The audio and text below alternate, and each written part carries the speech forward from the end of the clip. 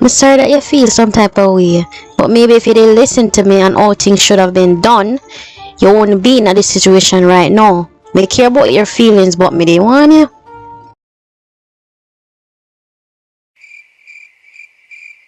So you not gonna apologize.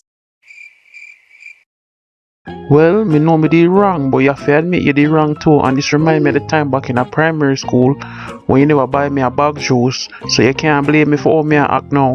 But you cheat on me. And you never buy me a bag juice. Well, you never read my mind. I know exactly how I feel, so how for fall that mine are yours. Try to work on that next time in the future so I won't have this problem again. How you vexing and crying and you do me wrong? I'm sorry you misunderstood everything me say and you cry about it, but I never me do it. But I saw you do it. I never met somebody else. I really hope you learn from this. It could have been worse than this. It's a lesson for you and I hope you understand me better this time.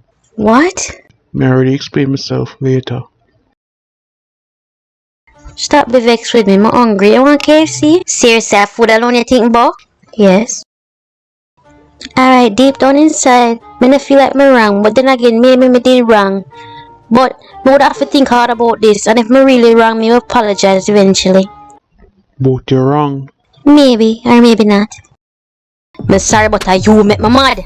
Oh, me for make you mad. So I would tell you for make me hurt your feelings. Are you serious right now? Yes. Me sorry you're vexed, but it sound like you're jealous of me. How me jealous of you? Everybody jealous of me. I apologize for the hurtful things me say, but me right and you're just really sensitive. See, like what me say, sensitive.